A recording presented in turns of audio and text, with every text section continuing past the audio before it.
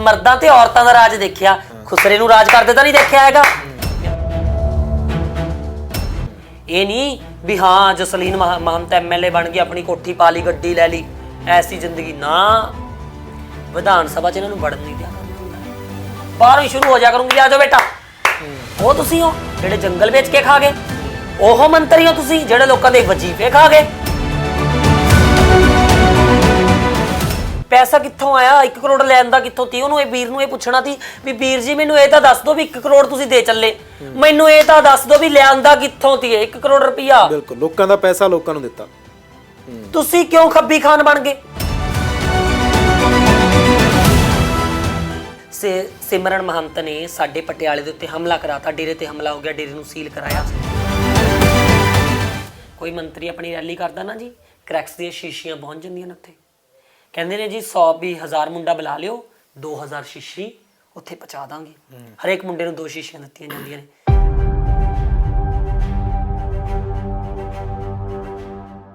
ਗੱਲ ਇਹੋ ਹੀ ਕਰਦੇ ਨੇ ਕਿ ਪੰਜਾਬ ਦੇ ਵਿੱਚ ਦੇਖੋ ਆਹੀ ਸਮੱਸਿਆਵਾਂ ਨੇ ਜੀ, ਇਹਨਾਂ ਨੂੰ ਹੀ ਖਤਮ ਕਰਨਾ। ਕੋਈ ਕਹਿੰਦਾ ਜੀ ਮਾਫੀਆ ਬਹੁਤ ਜ਼ਿਆਦਾ ਹੋਇਆ ਪਿਆ, ਸਾਡਾ ਪੈਸਾ ਤਾਂ ਸਾਰਾ ਉੱਧਰ ਚਲਾ ਜਾਂਦਾ, ਖਜ਼ਾਨੇ 'ਚ ਨਹੀਂ ਆਉਂਦਾ ਕੁਛ, ਖਜ਼ਾਨੇ 'ਚ ਪੈਸਾ ਆਊਗਾ ਲੋਕਾਂ ਨੂੰ ਸਹੂਲਤਾਂ ਦੇਵਾਂਗੇ। ਫਿਰ ਕਹਿੰਦੇ ਨੇ ਜੀ ਅਸੀਂ ਔਰਤਾਂ ਨੂੰ 2-2 ਹਜ਼ਾਰ ਰੁਪਇਆ ਦੇਵਾਂਗੇ, ਕੋਈ ਕਹਿੰਦਾ 1000 ਰੁਪਇਆ ਦੇਵਾਂਗੇ, ਕੋਈ ਕਹਿੰਦਾ ਸਕੂਟਰੀ ਵੀ ਦੇ ਦਿਆਂਗੇ ਸਕੂਲ ਜਾਣ ਵਾਸਤੇ। ਹੁਣ ਇਹ ਸਭ ਨੂੰ ਜਾਣੀ ਸੈੱਟ ਕਰਨਾ ਤੁਹਾਨੂੰ ਲੱਗਦਾ ਹੈ ਬਹੁਤ ਘੱਟ ਸਮਾਂ ਲੱਗੂਗਾ?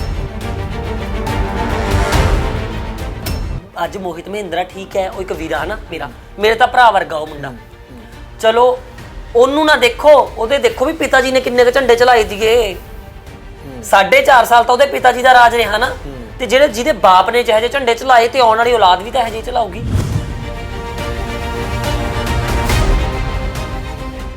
ਕਿਉਂਕਿ ਮੈਂ ਤਾਂ ਸੋਚਿਆ ਮੈਂ ਉਹ ਵਾਲੀ ਮੰਤਰੀ ਬਣਨਾ ਏ ਜਿੱਥੇ ਨਹੀਂ ਕੰਮ ਹੋਇਆ ਕਰਨਗੇ, ਆਪਾਂ ਜਾ ਕੇ ਟੇਬਲ ਤੇ ਚੜ ਕੇ ਮੰਤਰੀ ਦੇ ਬਹਿ ਜਾ ਕਰਨਾ, ਜਿਹੜਾ ਉੱਪਰਲਾ ਹੋਇਆ ਕਰੂਗਾ ਵੀ ਭਾਈ ਕਰਕੇ ਦੇ ਕੰਮ ਇਹਦੇ।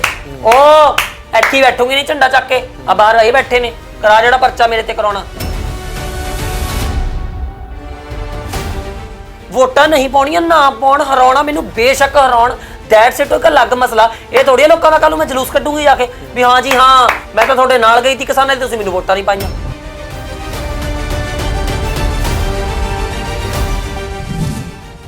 ਉਹਨਾਂ ਲੋਕਾਂ ਦੇ ਪਹਿਲਾਂ ਤੁਸੀਂ ਜੁੱਤੀਆਂ ਮਾਰੀਆਂ ਹੋਈਆਂ ਨੇ, ਫਿਰ ਇੱਕ ਨਵਾਂ ਚਿਹਰਾ ਵੀ ਮੈਂ ਤਾਂ ਜੀ ਝਾੜੂ ਵਾਲਾ ਹੀ, ਹੁਣ ਵੋਟਾਂ ਪਾਇਓ।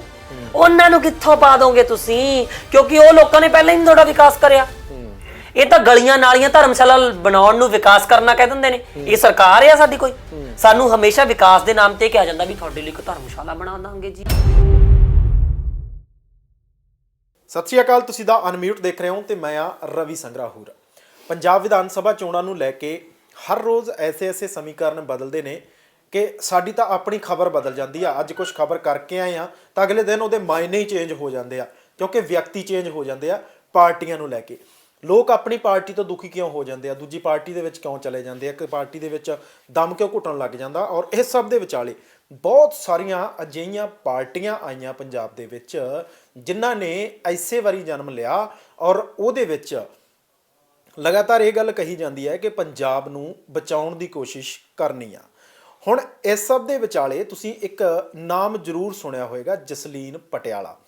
ਜਸਲੀਨ ਪਟਿਆਲਾ ਇੱਕ ऐसी लड़की जो ट्रांसजेंडर है और बहुत वार उन्हें बहुत सारे लीडरां दे अगेंस्ट भी बयान दिते कि पंजाब नूं बचाउण वाला सानूं दसो है कौन, किहड़ा ऐसा लीडर होगा जिहड़ा सच्ची मुच्ची पंजाब नूं बचाऊगा।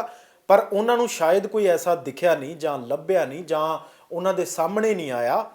वो खुद ही उम्मीदवार बन गए पटियाला देहाती तो। पटियाला देहाती कैप्टन अमरिंदर सिंह करके पटियाला मशहूर है, पर इउं लग रहा है कि 2022 ਦੇ ਵਿੱਚ ਜਸਲੀਨ ਪਟਿਆਲਾ ਕਰਕੇ ਮਸ਼ਹੂਰ ਦੁਬਾਰਾ ਹੋ ਜਾਣਾ। ਮੇਰੇ ਨਾਲ ਨੇ ਜਸਲੀਨ ਪਟਿਆਲਾ, ਬਹੁਤ ਬਹੁਤ ਸਵਾਗਤ ਜੀ। ਬਹੁਤ ਬਹੁਤ ਧੰਨਵਾਦ ਜੀ ਤੁਹਾਡਾ। ਇਹ ਤੁਸੀਂ ਇਹ ਕਿਉਂ ਸੋਚਿਆ ਕਿ ਉਮੀਦਵਾਰ ਬਣਨਾ ਚਾਹੀਦਾ ਹੈ, ਚੋਣਾਂ ਲੜਨੀਆਂ ਚਾਹੀਦੀਆਂ? ਦੇਖੋ ਮੇਰੀ ਸੋਸਾਇਟੀ, ਮੈਂ ਇੱਕ ਥਰਡ ਜੈਂਡਰ ਟਰਾਂਸਜੈਂਡਰ ਸੋਸਾਇਟੀ ਤੋਂ ਬਿਲੋਂਗ ਕਰਦੀ ਹਾਂ ਨਾ, ਤਾਂ ਮੇਰੀ ਸੋਸਾਇਟੀ ਵੋਟ ਤਾਂ ਪਾਉਂਦੀ ਆ। 1994 ਵਿੱਚ ਮੇਰੀ ਸੋਸਾਇਟੀ ਨੂੰ ਵੋਟ ਪਾਉਣ ਦਾ ਹੱਕ ਦਿੱਤਾ ਹੈ ਨਾ, ਪਰ ਮੈਂ ਚਾਹੁੰਦੀ ਹਾਂ ਕਿ ਮੇਰੀ ਸੋਸਾਇਟੀ 'ਚੋਂ ਵੀ ਇੱਕ ਬੰਦਾ ਜਾਵੇ, ਉਹ ਵੀ ਵਿਧਾਨ ਸਭਾ ਜਾਂ ਮੈਂਬਰ ਆਫ ਪਾਰਲੀਮੈਂਟ ਬਣੇ, ਉਹ ਵੀ ਅੱਗੇ ਇੱਕ ਮੰਤਰੀ ਹੋਵੇ, ਉਹਨੂੰ ਵੀ ਆਪਣੇ ਵਿਚਾਰ ਆਪਣੀ ਸੋਸਾਇਟੀ ਜਾਂ ਲੋਕਾਂ ਨੇ ਕੰਮ ਕਰਨ ਦਾ ਹੱਕ ਹੈ। ਇਸ ਕਰਕੇ ਮੈਂ ਸੋਚਿਆ, ਇਸ ਲਈ ਮੈਂ ਅੱਗੇ ਆ ਗਈ। ਤੁਸੀਂ ਬਹੁਤ ਵਾਰ ਅਜਿਹੇ ਬਿਆਨ ਦਿੱਤੇ, ਕਈ ਵਾਰ ਤੁਸੀਂ ਜਿੱਥੇ ਨਵਜੋਤ ਸਿੰਘ ਸਿੱਧੂ ਪਹੁੰਚਦੇ ਸੀ ਉੱਥੇ ਚਲੇ ਜਾਂਦੇ ਸੀ ਮੀਡੀਆ ਦੇ ਸਾਹਮਣੇ ਕਿ ਦੇਖੋ ਤੁਸੀਂ ਕਿਹਦੇ ਪਿੱਛੇ ਲੱਗੇ ਹੋਏ ਹੋ, ਜਾਂ ਤੁਹਾਨੂੰ ਲੱਗਦਾ ਸੀ ਕਿ ਪੰਜਾਬ ਦੇ ਵਾਸਤੇ ਗੱਲ ਨਹੀਂ ਹੋ ਰਹੀ। ਬਿਲਕੁਲ, ਨਵਜੋਤ ਸਿੰਘ ਸਿੱਧੂ ਦਾ ਬਿਆਨ ਤੁਸੀਂ ਦਿਨ ਪ੍ਰਤੀ ਸੁਣਦੇ ਰਹਿੰਦੇ ਹੋ। ਥੋੜੇ ਦਿਨ ਪਹਿਲਾਂ ਉਹਨਾਂ ਨੇ ਇੱਕ ਬਿਆਨ ਦਿੱਤਾ ਕਿ ਮੇਰੇ ਲਵੇ ਇੱਕ ਨੌਜਵਾਨ ਖੜਾ ਹੈ ਜਿਹੜਾ ਜ਼ੋਰ ਕੇ ਮਤਲਬ ਕਿ ਆਵਾਜ਼ ਮਾਰੇ, ਲਲਕਾਰਾ ਮਾਰੇ, ਉਸ ਤੋਂ ਬਾਅਦ ਥਾਣੇਦਾਰ ਦਾ ਵੀ ਪਿਸ਼ਾਬ ਨਿਕਲ ਜੂਗਾ। ਇਹ ਗੱਲ ਹੋਈ। ਉਸ ਤੋਂ ਬਾਅਦ ਉਹਨਾਂ ਨੇ ਬੇਸ਼ੱਕ ਮਾਫੀ ਮੰਗੀ। ਕੀ ਸਾਡੇ ਇਹੋ ਜਿਹੇ ਮੰਤਰੀਆਂ ਦੇ ਉਹਨਾਂ ਦੀ ਵੇ ਆਫ ਟਾਕਿੰਗਸ ਇਹੋ ਜਿਹੀ ਹੋਣੀ ਚਾਹੀਦੀ ਆ? ਕਿ ਇਹੋ ਜਿਹੇ ਪੰਜਾਬ ਦੇ ਵਿੱਚ ਸਿਰਜਣਾ ਕਰੀਏ? ਇਹੋ ਜਿਹੇ ਮੰਤਰੀ ਆਉਣੇ ਚਾਹੀਦੇ ਨੇ ਜਿਹੜੇ ਜੈਡ ਸਿਕਿਉਰਟੀਆਂ ਲਈ ਬੈਠੇ ਨੇ, ਸਾਰਾ ਕੁਝ ਉਹਨਾਂ ਕੋਲ ਆ। ਅੱਜ ਉਹਨਾਂ ਜਿਨ੍ਹਾਂ ਦੇ ਸਿਰ ਤੇ ਉਹ ਐਸ਼ ਕਰ ਰਹੇ ਨੇ, ਜਿਹੜੀ ਉਹਦੀ ਜਾਨ ਮਾਲ ਦੀ ਰਾਖੀ ਕਰਕੇ ਸਾਰਾ ਦਿਨ 12 ਘੰਟੇ 14 ਘੰਟੇ ਉਹਨਾਂ ਨਾਲ ਡਿਊਟੀ ਕਰ ਰਹੇ ਨੇ, ਅਸੀਂ ਉਸੇ ਇਨਸਾਨ ਦੇ ਖਿਲਾਫ ਬੋਲ ਰਹੇ ਹਾਂ। ਕੀ ਇਹ ਉਹਨਾਂ ਦੀ ਉਹਦੇ ਖਿਲਾਫ ਕਾਫੀ ਮੁਹਿੰਮ ਚੱਲੀ ਤੇ ਉਹਨਾਂ ਨੂੰ ਮਾਫੀ ਮੰਗਣੀ ਪਈ। ਤੁਸੀਂ ਇੱਕ ਵਾਰ ਇਹ ਦੱਸ ਦਿਓ ਕਿ ਕਿਹੜੀ ਪਾਰਟੀ ਦੇ ਵੱਲੋਂ ਤੁਸੀਂ ਚੋਣ ਲੜੀ? ਮੈਂ ਇਨਸਾਨੀਅਤ ਲੋਕ ਵਿਕਾਸ ਪਾਰਟੀ ਤੋਂ ਇਲੈਕਸ਼ਨ ਲੜ ਰਹੀ ਹਾਂ, ਜਿਹਦਾ ਚੋਣ ਨਿਸ਼ਾਨ ਚੱਕੀ ਹੈ। ਇਨਸਾਨੀਅਤ ਲੋਕ ਵਿਕਾਸ ਪਾਰਟੀ ਜਿਹਦਾ ਚੋਣ ਨਿਸ਼ਾਨ ਆ ਚੱਕੀ ਹੈ। ਤੇ ਰਹੀ ਗੱਲ, ਇਹ ਪਾਰਟੀ ਤੁਸੀਂ ਆਪਣੀ ਬਣਾਈ? ਬਿਲਕੁਲ ਮੈਂ ਬਣਾਈ ਤੇ ਮੇਰੀਆਂ ਕੁਝ ਜਥੇਬੰਦੀਆਂ ਨੇ ਮਿਲ ਕੇ ਬਣਾਈ, ਜਿਹਦੇ ਵਿੱਚ ਮੈਨੂੰ ਕੁਝ ਕਿਸਾਨਾਂ ਨੇ ਵੀ ਸਮਰਥਨ ਦਿੱਤਾ। ਜੀ ਜੀ। ਤੇ ਰਹੀ ਗੱਲ, ਕੁਝ ਕੱਲ ਪਰਸੋਂ ਉਹਨਾਂ ਨੇ ਇੱਕ ਫਿਰ ਬਿਆਨ ਦਿੱਤਾ ਹੈ ਨਾ, ਇੱਕ ਨਾ ਗੁੱਗਾ ਪੀਰ ਜੀ ਹੋਏ ਨੇ, ਗੁੱਗਾ ਜ਼ਾਹਰ ਪੀਰ ਜੀ ਕਿਹਾ ਜਾਂਦਾ ਵਾ, ਰਾਜਸਥਾਨ ਦੇ ਵਿੱਚ ਉਹਨਾਂ ਦੀ ਕਾਫੀ ਵੱਡੀ ਉਹ ਮਤਲਬ ਕਿ ਜਗ੍ਹਾ ਬਣੀ ਹੋਈ ਆ ਨਾ। ਹੋਰ ਵੀ ਪੰਜਾਬ ਦੇ ਵਿੱਚ ਜਗ੍ਹਾ ਜਗ੍ਹਾ ਉਹਨਾਂ ਦੀਆਂ ਬਹੁਤ ਸਾਰੀਆਂ ਜਗ੍ਹਾ ਬਣੀਆਂ ਨੇ ਜਿਹਦੇ ਵਿੱਚ ਅਗਸਤ ਮਹੀਨੇ ਮੱਥਾ ਟੇਕਿਆ ਜਾਂਦਾ ਹੈ ਨਾ। ਤੇ ਉਹਨਾਂ ਦੀ ਹਿਸਟਰੀ ਮੈਂ ਬਹੁਤੀ ਤਾਂ ਨਹੀਂ ਜਾਣਦੀ, ਪਰ ਇੰਨਾ ਕੁ ਪਤਾ ਵੀ ਜਿਵੇਂ ਕਹਿ ਲਓ ਜਿਹਨੂੰ ਸੱਪ ਨੇ ਡੰਗ ਲਿਆ ਤਾਂ ਉਹਨਾਂ ਦਾ ਜਿਹੜਾ ਟ੍ਰੀਟਮੈਂਟ ਆ, ਉਹਨਾਂ ਦੇ ਵਿੱਚ ਇੰਨੀ ਸ਼ਕਤੀ ਸੀ ਕਿ ਉਹਨਾਂ ਨੇ ਉਹਨਾਂ ਨੂੰ ਆਪਣੇ ਅੰਡਰ ਕਰ ਲਿਆ ਸੀ ਸੱਪਾਂ ਨੂੰ। ਇਹ ਹਿੰਦੂ ਧਰਮ ਦੀ ਇੱਕ ਮਾਨਤਾ ਹੈ ਤੇ ਬਹੁਤ ਸਾਰੇ ਸਿੱਖ ਲੋਕ ਵੀ ਉਹਨਾਂ ਨੂੰ ਮੰਨਦੇ ਨੇ ਨਾ। ਪਰ ਕੱਲ ਪਰਸੋਂ ਹੀ ਨਵਜੋਤ ਸਿੰਘ ਸਿੱਧੂ ਨੇ ਨਾ ਆਪਣੀ ਵੋਟਾਂ ਵਧਾਉਣ ਲਈ ਆਪਣੀ ਵੋਟਾਂ ਦੀ ਚਰਚਾ ਗੁੱਗਾ ਪੀਰ ਜੀ ਨਾਲ ਕਰੀ ਕਿ ਜਿਹੜੇ ਲੋਕ ਗੁੱਗਾ ਪੀਰ ਜੀ ਨੂੰ ਮੰਨਦੇ ਨੇ ਉਹਨਾਂ ਨੂੰ ਠੇਸ ਨਹੀਂ ਪਹੁੰਚੀ। ਉਹਨਾਂ ਨੇ ਧਰਨੇ ਵੀ ਲਾਏ, ਨਵਜੋਤ ਸਿੰਘ ਦੀ ਸਿੱਧੂ ਦੀ ਦਿੱਤੀ ਗੱਡੀ ਦੇ ਉੱਤੇ ਜੁੱਤੀਆਂ ਤੱਕ ਸਿੱਟੀਆਂ ਲੋਕਾਂ ਨੇ। ਇੰਨਾ ਰੱਜ ਕੇ ਵਿਰੋਧ ਕੀਤਾ। ਇੱਕ ਪਾਸੇ ਜੇਕਰ ਮੈਂ ਆਪਣੀ ਪਰਸਨਲੀ ਗੱਲ ਕਰਾਂ, ਮੇਰੇ ਡੇਰੇ ਦੇ ਉੱਤੇ ਪਟਿਆਲੇ 'ਚ ਹਮਲਾ ਹੋ ਗਿਆ ਨਾ, ਮੇਰੇ ਗੁਰੂ ਜੀ ਨਾਲ ਪੂਨਮ ਹੰਸ ਜੀ ਨਾਲ ਕੁੱਟਮਾਰ ਕੀਤੀ ਗਈ, ਹਾਈ ਕੋਰਟ 'ਚ ਕੇਸ ਚੱਲ ਰਿਹਾ, ਹਾਈ ਕੋਰਟ ਨੇ ਵੀ ਕਹਿਤਾ ਸਿਕਿਉਰਿਟੀ ਦਿਓ ਹੈ ਨਾ, ਜਾਂ ਐਸਐਸਪੀ ਸਾਹਿਬ ਨੂੰ ਵੀ ਬਾਰ-ਬਾਰ ਕਿਹਾ ਏ, ਪਰ ਸਾਡੀ ਜਾਨ ਮਾਲ ਦੀ ਕੋਈ ਰਾਖੀ ਨਹੀਂ। ਜਿਹੜੇ ਮੰਤਰੀ ਵੇ ਆਫ ਟਾਕਿੰਗ ਕਰਦੇ ਨੇ, ਹਜ਼ਾਰਾਂ ਭੱਤੇ ਲੈ ਲੈਂਦੇ ਨੇ, ਹਜ਼ਾਰਾਂ ਲੋਕਾਂ ਦਾ ਕਰੋੜਾਂ ਰੁਪਈਆ ਹੜੱਪ ਕਰ ਲੈਂਦੇ ਨੇ, ਆਪਣੇ ਸਟੇਡੀਅਮ ਆਪਣੇ ਭਾਈ ਭਤੀਜਿਆਂ ਦੀਆਂ ਪ੍ਰਾਪਰਟੀਆਂ ਭਰ ਲੈਂਦੇ ਨੇ। ਪਰਸੋਂ ਚੌਥੇ ਕੀ ਹੋਇਆ ਜੀ, ਥੋੜੇ ਦਿਨ ਪਹਿਲਾਂ ਚੰਨੀ ਦੇ ਭਾਂਜੇ ਦੇ ਘਰ ਛਾਪਾ ਮਾਰਿਆ ਤੇ ਕਰੋੜਾਂ ਰੁਪਈਆ ਉੱਥੋਂ ਮਿਲਿਆ। ਉਹ ਕਿੱਥੋਂ ਆਇਆ ਸੀ ਪੈਸਾ? ਇਹ ਸਾਡਾ ਪੈਸਾ ਸੀ ਨਾ ਜੀ, ਸਾਡਾ ਹੀ ਪੈਸਾ ਸੀ ਜੀ। ਮੈਂ ਜੇ ਗਰਾਊਂਡ ਲੈਵਲ ਦੀ ਗੱਲ ਕਰਾਂ ਨਾ ਜੀ, ਮੈਂ ਉੱਥੋਂ ਗੱਲ ਚੱਕ ਲੈਂਦੀ ਆ। ਜਦੋਂ ਕੋਈ ਮੰਤਰੀ ਆਪਣੀਆਂ ਫਲੈਕਸਾਂ ਬੋਰਡ ਲਗਵਾਉਂਦਾ ਨਾ ਵੀ ਮੈਂ ਇੰਨੇ ਕੰਮ ਕੀਤੇ, ਉਹ ਫਲੈਕਸ ਇੱਕ ਥੋੜੀ ਜਿਹੀ ਬਣ ਜਾ, ਘੱਟੋ ਘੱਟ ਇੱਕ ਫਲੈਕਸ 2000 ਰੁਪਏ ਦਾ ਬਣਦਾ ਹੈ ਤੇ 2000 ਦੇ ਹਿਸਾਬ ਨਾਲ ਅਰਬਾਂ ਰੁਪਈਆ ਕਰੋੜਾਂ ਰੁਪਈਆ ਏਕੜ ਲਾਤਾ ਇਹਨਾਂ ਨੇ। ਫਿਰ ਇੱਕ ਜਗ੍ਹਾ ਜਗ੍ਹਾ ਪੇਂਟ ਕਰਵਾਉਂਦੇ ਨੇ, ਪੰਜਾਬ ਦੀ ਪੁਕਾਰ ਜੀ, ਫਲਾਣੇ ਦੀ ਪੁਕਾਰ ਜੀ। ਅਸੀਂ ਕੀ ਲੈਣਾ ਇਹ ਗੱਲਾਂ ਤੋਂ? ਇਹ ਤਾਂ ਵੇ ਆਫ ਟਾਕਿੰਗ ਹੈ ਯਾਰ। ਹੁਣ ਮੈਨੂੰ ਇਸ ਵਾਰ ਥੋੜਾ ਜਿਹਾ ਮਜ਼ਾ ਆ ਰਿਹਾ ਰਾਜਨੀਤੀ 'ਚ, ਪਤਾ ਕਿਉਂ? ਕਿਉਂਕਿ ਸਾਡੇ ਚੋਣ ਕਮਿਸ਼ਨਰ ਸਾਹਿਬ ਨੇ ਨਾ ਇੱਕ ਕੋਵਿਡ, ਮੈਂ ਤਾਂ ਸੋਚਦੀ ਹਾਂ ਚੰਗਾ ਹੀ ਹੁੰਦਾ ਹੈ ਕੋਵਿਡ ਆਇਆ ਹੋਇਆ, ਕਿਉਂਕਿ ਕੋਵਿਡ ਨੇ ਸਾਨੂੰ ਕੁਝ ਨਵੀਆਂ ਗੱਲਾਂ ਬਹੁਤ ਸਿਖਾਤੀਆਂ। ਗੱਲ ਦਾ ਨਜ਼ਰੀਆ ਨਾ ਬਦਲਿਆ ਜਾਵੇ। ਦੇਖੋ ਜਿਵੇਂ ਅਸੀਂ ਹੱਥ ਧੋਣੇ, ਕਦੇ ਨੱਕ ਨੂੰ ਲਾ ਲਿਆ, ਕਦੇ ਮੂੰਹ ਨੂੰ ਲਾ ਲਿਆ, ਪਰ ਸਾਨੂੰ ਕੀ ਸਿਖਾਇਆ ਗਿਆ ਕੋਵਿਡ ਦੇ ਵਿੱਚ ਵੀ ਭਾਈ ਹੱਥ ਧੋ, ਹੈਂਡ ਵਾਸ਼ ਕਰੋ, ਸੈਨੀਟਾਈਜ਼ਰ ਯੂਜ਼ ਕਰੋ, ਸੇਫਟੀ ਰੱਖੋ, ਆਪਣੇ ਕੱਪੜੇ ਧੁੱਪ 'ਚ ਸੁਕਾਓ ਹੈ ਨਾ, ਤੇ ਆਪਣੇ ਆਪ ਨੂੰ ਸੈਨੀਟਾਈਜ਼ਰ ਕਰਕੇ ਰੱਖੋ। ਇਹ ਕੋਵਿਡ ਨੇ ਸਾਨੂੰ ਸਿਖਾਇਆ, ਚੰਗੀਆਂ ਆਦਤਾਂ ਪਾਈਆਂ। ਵਾਇਰਸ ਹੈ ਸੀ ਨਹੀਂ ਹੈ ਸੀ। ਦੂਜੀ ਗੱਲ, ਕੋਵਿਡ ਨੇ ਹੀ ਸਾਡੇ ਜਿਹੜਾ ਚੋਣ ਕਮਿਸ਼ਨਰ ਆ ਉਹਦੇ ਥਰੂ ਦੱਸਿਆ ਵੀ ਭਾਈ ਜ਼ਿਆਦਾ ਇਕੱਠ ਨਹੀਂ ਕਰਨਾ। ਕੀ ਇਹ ਮੰਤਰੀ ਜ਼ਿਆਦਾ ਇਕੱਠ ਕਰਨੋਂ ਹਟ ਗਏ? ਇਹ ਤਾਂ ਸ਼ਰੇਆਮ ਰੈਲੀਆਂ ਕਰਦੇ ਨੇ, ਸਭ ਕੁਝ ਹੁੰਦਾ ਹੈ, ਫਿਰ ਇਹਨਾਂ ਤੇ ਪਰਚੇ ਪੈ ਜਾਂਦੇ ਨੇ, ਰੱਦ ਵੀ ਹੋ ਜਾਂਦੇ ਨੇ। ਇਹ ਮੇਰਾ ਪੰਜਾਬ ਹੈ। ਜਸਲੀਨ, ਤੁਸੀਂ ਤੁਹਾਨੂੰ ਕੀ ਲੱਗਦਾ ਹੈ ਕਿ ਤੁਹਾਡੇ ਜਿੰਨਾ ਤੁਹਾਡਾ ਵਰਲਡ ਹੈ, ਤੁਹਾਡੀ ਦੁਨੀਆ ਜਿਹੜੀ, ਉਹਦੀ ਗੱਲ ਇਸ ਤੋਂ ਪਹਿਲਾਂ ਕਦੇ ਕਿਸੇ ਨੇ ਕੀਤੀ, ਜਾਂ ਤੁਹਾਡੀਆਂ ਕੀ ਸਮੱਸਿਆਵਾਂ ਨੇ ਜਿਹੜੀਆਂ ਤੁਹਾਨੂੰ ਲੱਗਦਾ ਹੈ ਕਿ ਹੱਲ ਹੋਣੀਆਂ ਚਾਹੀਦੀਆਂ ਸੀ, ਜਾਂ ਇਹਨਾਂ ਨੂੰ ਹੱਲ ਕਰਨ ਦੀ ਕਿਸੇ ਨੇ ਕੋਸ਼ਿਸ਼ ਨਹੀਂ ਕੀਤੀ, ਜਾਂ ਇਹ ਸਮੱਸਿਆਵਾਂ ਚੁੱਕੀਆਂ ਹੀ ਨਹੀਂ ਕਦੇ ਕਿਸੇ ਨੇ? ਦੇਖੋ, ਮੇਰੀ ਸੁਸਾਇਟੀ ਦੀਆਂ ਜਿਹੜੀਆਂ ਪ੍ਰੋਬਲਮਸ ਨੇ ਜ਼ਿਆਦਾਤਰ ਉਹਨੂੰ ਬੈਠ ਕੇ ਸੁਸਾਇਟੀ ਵਿੱਚ ਹੀ ਨਿਬੇੜਿਆ ਜਾਂਦਾ ਹੈ। ਜਿਵੇਂ ਹੁਣ ਕੋਈ ਮਸਲਾ ਵੱਡੇ ਪੱਧਰ ਤੇ ਚਲਿਆ ਗਿਆ, ਸਿਮਰਨ ਮਹੰਤ ਨੇ ਸਾਡੇ ਪਟਿਆਲੇ ਦੇ ਉੱਤੇ ਹਮਲਾ ਕਰਾਤਾ, ਡੇਰੇ ਤੇ ਹਮਲਾ ਹੋ ਗਿਆ, ਡੇਰੇ ਨੂੰ ਸੀਲ ਕਰਾਇਆ। ਬਾਅਦ ਚ ਚਲੋ ਤਹਿਸੀਲਦਾਰ ਸਾਹਿਬ ਨੇ ਸਾਡੇ ਪ੍ਰੂਫ, ਸਾਡੇ ਹੱਕ, ਸਾਡਾ ਸਭ ਕੁਝ ਚੈਕਿੰਗ ਤੋਂ ਬਾਅਦ ਪੂਰੇ ਜੱਜ ਸਾਹਿਬ ਦੇ ਮੂਹਰੇ ਕੇਸ ਚਲੇ ਗਿਆ, ਪੂਰਾ ਫਾਈਲ ਆਫ ਸਾਰਾ ਕੁਝ ਕਰਕੇ ਉਹਨਾਂ ਨੇ ਡੇਰਾ ਵੀ ਸਾਡੇ ਹੱਕ 'ਚ ਖੋਲਤਾ। ਪਰ ਕਿਤੇ ਨਾ ਕਿਤੇ ਸਮਾਜ ਆ ਜਿਹੜਾ ਸਾਨੂੰ, ਜਿਹੜਾ ਕਹਿ ਲਓ ਜਿਹੜਾ ਪ੍ਰਸ਼ਾਸਨ ਆ, ਉਹ ਬਾਹਲੇ ਕਿਤੇ ਨਾ ਛੇਤੀ ਨਹੀਂ ਲੈ ਰਿਹਾ, ਉਹ ਥੋੜਾ ਠੰਡੇ ਹੱਥਾਂ ਨਾਲ ਲੈ ਰਿਹਾ। ਵਜ੍ਹਾ ਪਤਾ ਨਹੀਂ ਕੀ ਵਜ੍ਹਾ ਹੈ। ਇਹੀ ਤਾਂ ਮੈਂ ਮੁੱਦਾ ਅੱਗੇ ਚੁੱਕਣਾ ਚਾਹੁੰਦੀ ਆ। ਨਾਲੇ ਸਭ ਤੋਂ ਵੱਡੇ ਤੁਸੀਂ ਕਿਹਾ ਵੀ ਮੇਰੀ ਸੋਸਾਇਟੀ ਤੇ ਜ਼ਿਆਦਾਤਰ ਮੰਗਾਂ ਤਾਂ ਇਹ ਨੇ ਜੀ, ਜਿਹੜਾ ਚੰਗਾ ਸਮਾਜ ਦੀ ਮੈਂ ਇੱਕ ਸਿਰਜਣਾ ਕਰਦੀ ਆ। ਮੈਂ ਇੱਕ ਨਿਰਪੱਖ ਸੋਚ ਨੂੰ ਲੈ ਕੇ ਚੱਲਦੀ ਆ ਕਿ ਮੈਂ ਤਾਂ ਉਸ ਸਮਾਜ ਦੀ ਅੱਗੇ ਆ ਕੇ ਰੱਬ ਅੱਗੇ ਸ਼ੁਭ ਕਾਮਨਾ ਕਰਦੀ ਆ ਜਿਹੜੇ ਸਮਾਜ ਵਿੱਚ ਵਧੀਆ ਲੋਕ ਹੋਣ, ਵਧੀਆ ਪਿਆਰ ਕਰਨ, ਵਧੀਆ ਮੰਤਰੀ ਹੋਣ, ਵਧੀਆ ਐਜੂਕੇਸ਼ਨ ਮਿਲੇ, ਗਰੀਬ ਲੋਕ ਪੜ੍ਹਨ, ਅਫਸਰ ਲੱਗਣ, ਸਾਰਾ ਕੁਝ ਹੀ ਵਧੀਆ ਹੋਵੇ। ਨਾ ਕਿ ਬੋਤਲ ਇੱਕ ਬੋਤਲ ਤੇ ਵੋਟ ਵਿਕ ਜੇ। ਇਹ ਨਹੀਂ ਮੈਂ ਚਾਹੁੰਦੀ ਹੈਗੀ। ਇਹ ਨਹੀਂ ਚਾਹੁੰਦੀ ਵੀ 500 ਰੁਪਏ ਲੈ ਕੇ ਵੋਟ ਪਾ ਦਿਓ ਜੀ। ਤੁਹਾਡੇ ਵਿਰੋਧੀ ਮੋਹਿਤ ਮਹਿੰਦਰਾ ਨੇ, ਬ੍ਰਹਮ ਮਹਿੰਦਰਾ ਦੇ ਸਪੁੱਤਰ ਹੈ, ਬਿਲਕੁਲ, ਔਰ ਉਹ ਬਹੁਤ ਵੱਡੇ ਲੀਡਰ ਨੇ ਬ੍ਰਹਮ ਮਹਿੰਦਰਾ। ਇਹ ਤੋਂ ਬਿਨਾਂ ਸ਼੍ਰੋਮਣੀ ਅਕਾਲੀ ਦਲ ਦੇ ਉਮੀਦਵਾਰ ਨੇ, ਇਸੇ ਤਰ੍ਹਾਂ ਦੇ ਨਾਲ ਆਮ ਆਦਮੀ ਪਾਰਟੀ ਦੇ ਡਾਕਟਰ ਬਲਵੀਰ ਸਿੰਘ ਨੇ। ਮੁਕਾਬਲਾ ਕਰ ਸਕੋਗੇ ਇਹਨਾਂ ਦਾ? ਦੇਖੋ ਮੁਕਾਬਲਾ ਕਿਉਂਕਿ ਸਿਆਸਤ ਸਭ ਲਈ ਇੱਕੋ ਜੀ ਆ। ਉਹਦੇ ਚ ਕਿਸੇ ਨੂੰ ਮਤਲਬ ਇਹ ਤਰਸ ਦੇ ਆਧਾਰ ਤੇ ਕਿਸੇ ਨੂੰ ਵੋਟ ਪਾ ਦੇਣੀ, ਇਹ ਤਾਂ ਲੋਕ ਨਹੀਂ ਕਰਦੇ, ਕਿਉਂਕਿ ਸਾਡੀ ਸਿਆਸਤ ਬੜੀ ਗੰਧਲੀ ਹੋ ਗਈ। ਮੈਂ ਖੁਦ ਹੀ ਨਹੀਂ ਚਾਹੁੰਦੀ ਵੀ ਤਰਸ ਦੇ ਆਧਾਰ ਤੇ ਵੋਟ ਪਾਓ। ਮੈਂ ਤਾਂ ਕਹਿੰਦੀ ਆਪਣੀ ਸੋਚ, ਆਪਣੇ ਆਪ ਨੂੰ ਡਿਵੈਲਪ ਕਰੋ ਵੀ ਇਹਦੇ ਅੱਜ ਮੋਹਿਤ ਮਹਿੰਦਰਾ ਠੀਕ ਹੈ, ਉਹ ਇੱਕ ਵੀਰਾ ਹਨਾ, ਮੇਰੇ ਤਾਂ ਭਰਾ ਵਰਗਾ ਉਹ ਮੁੰਡਾ। ਚਲੋ ਉਹਨੂੰ ਨਾ ਦੇਖੋ, ਉਹਦੇ ਦੇਖੋ ਵੀ ਪਿਤਾ ਜੀ ਨੇ ਕਿੰਨੇ ਕੁ ਝੰਡੇ ਚਲਾਏ ਸੀਗੇ। 4.5 ਸਾਲ ਤਾਂ ਉਹਦੇ ਪਿਤਾ ਜੀ ਦਾ ਰਾਜ ਰਿਹਾ ਨਾ, ਤੇ ਜਿਹਦੇ ਬਾਪ ਨੇ ਜਿਹੇ ਜਿਹੇ ਝੰਡੇ ਚਲਾਏ ਤੇ ਆਉਣ ਵਾਲੀ ਔਲਾਦ ਵੀ ਤਾਂ ਇਹੋ ਜਿਹੀ ਚਲਾਊਗੀ। ਸਿੱਧੀ ਜੀ ਗੱਲ ਆ। ਕਿਉਂਕਿ ਪੰਜਾਬੀਆਂ 'ਚ ਇੱਕ ਕਹਾਵਤ ਆ, ਕਹਿੰਦੀ ਜਿਹੇ ਜੀ ਕੋਕੋ ਹੋ ਜੇ ਬੱਚੇ। ਤਾਂ ਕੀ ਉਮੀਦ ਕਰ ਸਕਦੇ ਉਹਨਾਂ ਤੋਂ? ਏਜੰਡੇ ਕੀ ਨੇ, ਕਰਨਾ ਕੀ ਹੈ ਪੰਜਾਬ ਦੇ ਵਿੱਚ? ਕਿਹੜੀ ਐਸੀ ਚੀਜ਼ ਤੁਹਾਨੂੰ ਲੱਗਦਾ ਕਿ ਬਦਲਣੀ ਚਾਹੀਦੀ ਆ? ਸਾਡਾ ਸਮਾਜ ਇਹਨਾਂ ਚੀਜ਼ਾਂ ਨੂੰ ਮਨਜ਼ੂਰ ਨਹੀਂ ਕਰਦਾ, ਇਹ ਚੇਂਜ ਹੋਣੀਆਂ ਚਾਹੀਦੀਆਂ। ਇੱਕ ਐਜੂਕੇਸ਼ਨ ਤੇ ਇੱਕ ਰਹੀ ਗੱਲ ਸਿਹਤ। ਇਹਦੀ ਗੱਲ ਸਾਰੀਆਂ ਪਾਰਟੀਆਂ ਕਰਦੀਆਂ ਨੇ। ਨਹੀਂ, ਹੈਲਥ ਤੇ ਸਿਹਤ ਪਹਿਲਾਂ ਹੈ ਜੀ। ਇਹ ਕਹਿੰਦੀਆਂ ਨੇ, ਕਰਕੇ ਦਿਖਾਉਣ ਨਾ। ਹੁਣ ਇਹਨਾਂ ਨੇ ਜਿਹੜਾ ਮੈਨੀਫੈਸਟੋ, ਮੈਨੇ ਆਪਣਾ ਕੋਈ ਮੈਨੀਫੈਸਟੋ ਨਹੀਂ ਬਣਾਇਆ, ਕਿਉਂਕਿ ਮੈਂ ਤਾਂ ਸੋਚਿਆ ਮੈਂ ਉਹ ਵਾਲੀ ਮੰਤਰੀ ਬਣਨਾ ਏ ਜਿੱਥੇ ਨਹੀਂ ਕੰਮ ਹੋਇਆ ਕਰਨਗੇ, ਆਪਾਂ ਜਾ ਕੇ ਟੇਬਲ ਤੇ ਚੜ ਕੇ ਮੰਤਰੀ ਦੇ ਬਹਿ ਜਾ ਕਰਨਾ, ਜਿਹੜਾ ਉੱਪਰਲਾ ਹੋਇਆ ਕਰੂਗਾ ਵੀ ਭਾਈ ਕਰਕੇ ਦੇ ਕੰਮ ਇਹਦੇ। ਉਹ ਇੱਥੇ ਬੈਠੂਗੇ ਨਹੀਂ ਝੰਡਾ ਚੱਕ ਕੇ, ਆ ਬਾਹਰ ਇਹ ਬੈਠੇ ਨੇ, ਕਰਾ ਜਿਹੜਾ ਪਰਚਾ ਮੇਰੇ ਤੇ ਕਰਾਉਣਾ। ਉਹ ਵਾਲੇ ਗੜਸ ਲੈ ਕੇ ਚੱਲਣਾ ਜ਼ਿੰਦਗੀ ਦੇ ਵੀ ਜੇ ਲੋਕਾਂ ਲਈ ਕੁਝ ਕਰਨਾ ਤਾਂ ਕਰਨਾ ਆਪਣੇ ਅੰਦਰ। ਇਹ ਨਹੀਂ ਵੀ ਹਾਂ ਜਸਲੀਨ ਮਹੰਤ MLA ਬਣ ਗਈ, ਆਪਣੀ ਕੋਠੀ ਪਾ ਲਈ, ਗੱਡੀ ਲੈ ਲਈ, ਐਸੀ ਜ਼ਿੰਦਗੀ ਨਾ।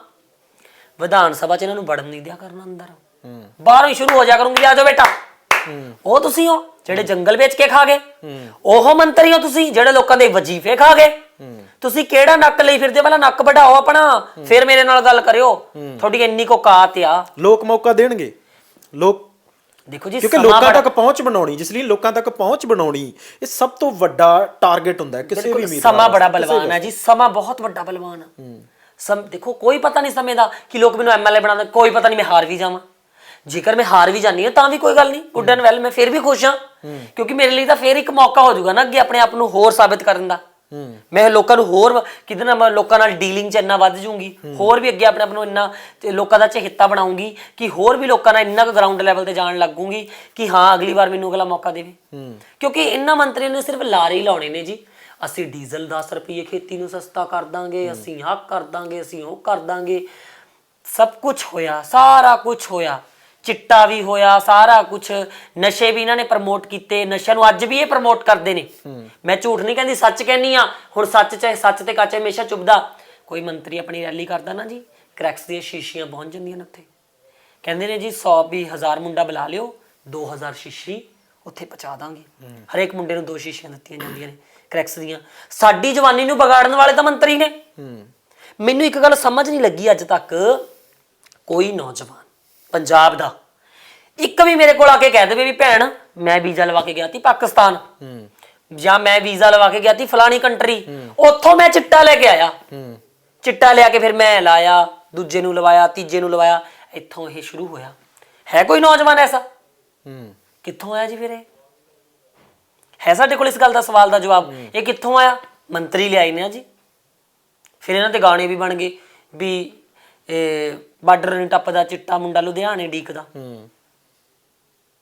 ਬਸ ਸੋਚਣ ਦੀ ਗੱਲ ਆ, ਕਿਉਂਕਿ ਮੈਂ ਸਮਝਦਾਰ ਬੰਦਿਆਂ 'ਚ ਬੈਠਦੀ ਹਾਂ, ਆਪ ਤੋਂ ਬਜ਼ੁਰਗਾਂ 'ਚ ਬੈਠਦੀ ਹਾਂ।